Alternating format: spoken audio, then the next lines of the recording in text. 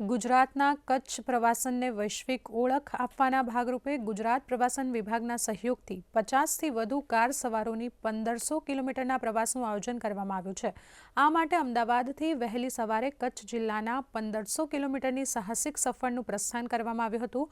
તો પ્રધાનમંત્રીના વિઝન સાથે કચ્છના વ્હાઇટ રન અને ભુજ કેન્યોન જેવા અદ્ભુત સ્થળોનો પ્રવાસ ખેડીને કચ્છના પર્યટનને વૈશ્વિક ઓળખ આપવાના આ પ્રયાસ હોવાનું પ્રવાસી સંયોજકે જણાવ્યું હતું। आज अमरु ट्रीप है अराउंड 1500 किलोमीटरનું થવાનું છે, જેમાં અમે ઓલમોસ્ટ બધી જગ્યાએ કવર કરવાના છે।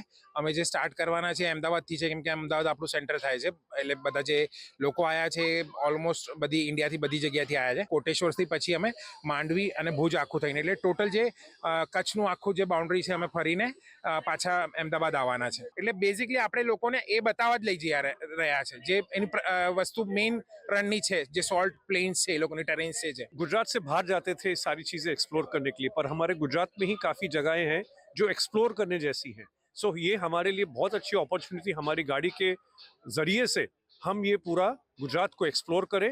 हमारी इच्छा है कि हम ऐसे और भी ट्रैक्स डेवलप करें गुजरात के अंदर, जिससे गुजरात के टूरिज़्म को बहुत बेनिफिट हो।